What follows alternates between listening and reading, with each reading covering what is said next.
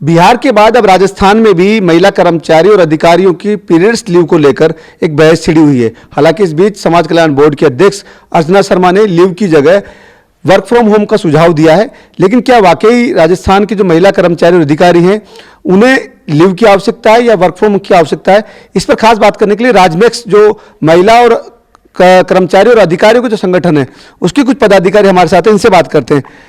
विजेता जी, एक बहस छिड़ी हुई है पीरियड्स दौरान महिलाओं को लीव और वर्क फ्रॉम होम की सुविधाओं को लेकर।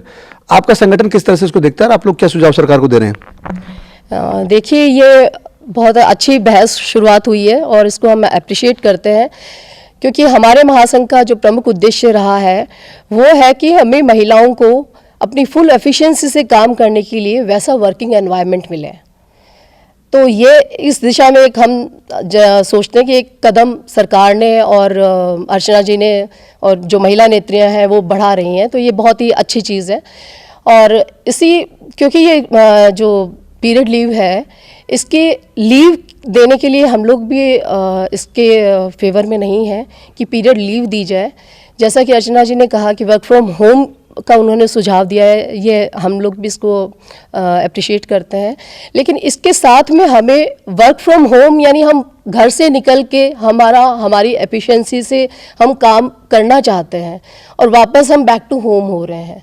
तो हम ये नहीं चाहते, हम चाहते हैं सरकार से कि हमें हमारी वर्किंग प्लेस पे वो फैसिलिटी दी जाए जिससे हम पीरियड्स के दौरान कंफर्टेबल रहें और हमारे काम में भी हमें वो परेशानी नहीं फेस करनी पड़े। जैसे कि हर ऑफिस में एक रेस्ट रूम हो जहाँ महिलाएं, क्योंकि उस ड्यूरेशन में एनर्जी लेवल थोड़ा कम हो जाता है, लंबे ड्यूरेशन में बैठने में बैक एक और कई तरह की प्रॉब्लम्स आने लगती है, तो थोड़ा बीच में उठ के आधा 10 मिनट का रेस्ट रूम में जाके कंफर्टेबल पोजीशन में बैठ के रेस्ट कर सकें।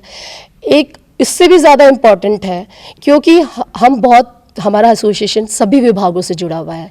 यहाँ सभी अलग अलग नेचर के वर्क से जुड़ी हुई महिलाएं हैं और हम सभी से गो थ्रू होती हैं। तो अब हर जगह पर हमारी जो सबसे पहली नीड है वो है कि हाइजीनिक टॉयलेट्स हों, और सरकार को इस पर ध्यान देने की बहुत आवश्यकता है, क्योंकि अभी भी फील्ड में वर्क प्लेस पे हाइजीनिक टॉयलेट्स नहीं है। इसकी वजह से, क्योंकि उस ड्यूरेशन में हमें ये हमारी प्रायर नीड है जिस पे सरकार को फोकस करना चाहिए, तो इससे हमें बहुत सुविधा मिलेगी और हम बहुत कंफर्टेबल पोजीशन में होंगे। टॉयलेट बना देना ही सफिशिएंट नहीं है, हाइजीनिक टॉयलेट, इसीलिए मैं इस चीज़ पे थोड़ा एम्फेसाइज कर रही हूँ। अच्छा विजेता जी, क्योंकि आपने कहा कि भाई वर्क फ्रॉम होम या लीव जैसी उससे बचने की जगह पर सरकार को अन्य ऑप्शंस पे जाना चाहिए, आपने जो सुझाव दिया ठीक है, लेकिन क्या लगता है कि इसके अलावा और भी कुछ आवश्यकता है मेडिकल लीव या जिसमें? मैं बिल्कुल इस पॉइंट पे आना चाहूँगी कि जैसे लीव की बात कर रहे हैं, तो ऑब्वियसली ये लीव हमें हमेशा चाहिए या through out your service life चाहिए, ऐसा नहीं है।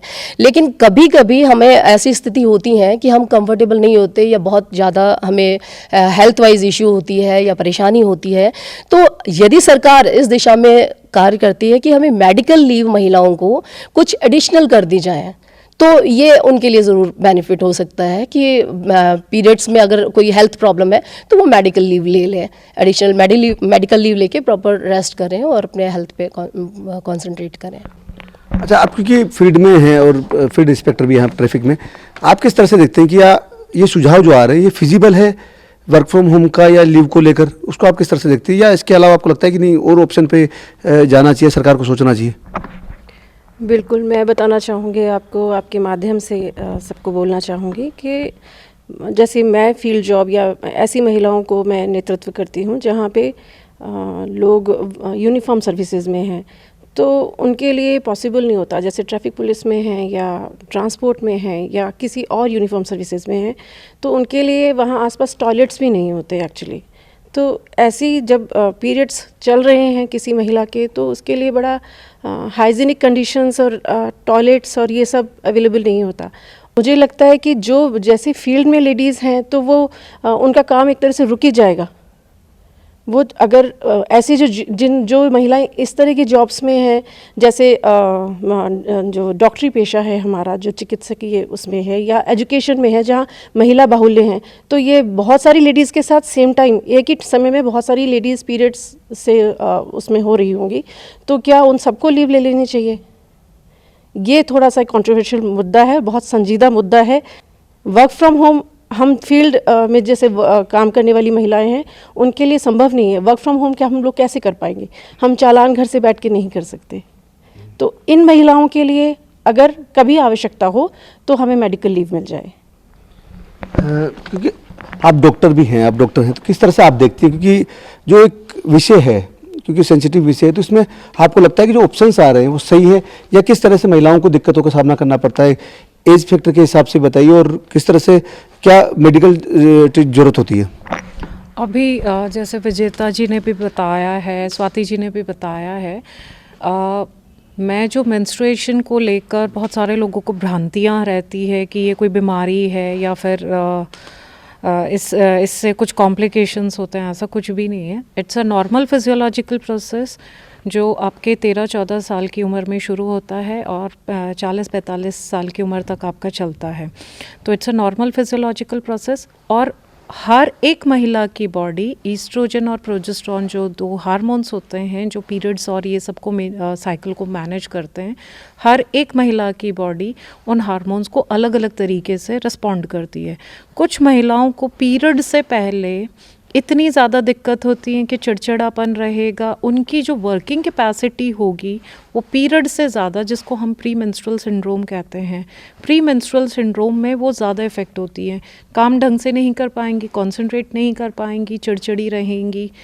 एक फ़ेज़ वो हो गया। दूसरा पीरियड्स का फ़ेज़ आता है, और फिर हम जब 45 के बाद में बात करते हैं, हालांकि रिटायरमेंट की एज अपनी 60 है, 45 के बाद में मीनोपॉज स्टार्ट हो जाता है। उस वक्त जो फिज़िकल कंडीशन होती है फीमेल की, वो पीरियड से भी ज़्यादा बदतर हो जाती है, क्योंकि हार्मोन्स कम हो जाते हैं बॉडी में और बहुत सारे चेंजेस आते हैं। हॉट फ्लशेस की प्रॉब्लम होती है, and then again irritation and everything. So I just feel कि मेंस्ट्रुअल जो प्रॉब्लम है दैट इज़ नॉट यूनिवर्सल। बहुत अपन 2 या 3% फीमेल्स को ही ज़्यादा प्रॉब्लम होती है, दैट टू फर्स्ट और सेकेंड डे। फिर इसके बाद में ये तो हो गया हमारा कि how menses affects our body and working capacity. हाँ, उस दौरान चिड़चिड़ापन रहता है, हमारी थोड़ी कैपेसिटी भी कम हो जाती है। किसी को पीरियड में होगी, किसी को पीरियड से पहले होगी। तो मेरा ये मानना है कि इसको यूनिवर्सल आप नहीं करें। Otherwise, for me, menstrual problem is not universal problem. It's a normal physiological problem. आते हैं। दूसरा वर्क फ्रॉम होम। मैं जैसे CHC के इंचार्ज हूँ और मेरे अंडर 4 से 5 ANM काम कर रही है। अगर महीने में मेरे 10 टीकाकरण सेशन होते हैं, नेशनल इम्यूनाइजेशन प्रोग्राम है, अगर वो 5 की 5 ANM मेंस्ट्रुअल लीव लेकर बैठ जाए टीकाकरण के दिन, तो शायद हम जो एक सरकार की हम कहते हैं कि we are the spine of the government, और हम 30% हैं सरकार के जो एम्प्लॉयज़ हैं उसमें 30% है। अगर हम छुट्टियां लेकर बैठेंगे तो थोड़ा सरकार का जो एक जैसा हम ये कह रहे हैं कि this is going to be controversial, कि हम सरकार की रीढ़ की हड्डी टूटने के चांसेस भी हो सकते हैं। आई एम नॉट सेइंग कि हो जाएंगे, but work from home for field workers is not possible. तो ये है राजनैतिक कर्मचारी जो कि बता रहे हैं कि किस तरीके से जो आवश्यकता है वो ज़्यादा लीव या वर्क फ्रॉम होम से ज़्यादा जो इंफ्रास्ट्रक्चर है उसको ठीक करने की, और खासतौर से मेडिकल जो फैसिलिटीज आवश्यकता है महिलाओं को या महिला कर्मचारियों और अधिकारियों को, उसको अगर सरकार बेहतर करे तो ये ज़्यादा बेहतर ऑप्शन है, ना कि किसी तरह की लीव या वर्क फ्रॉम होम पे जाए। सहयोगी विजेंद्र के साथ जसवंत सिंह, ETV भारत, जयपुर।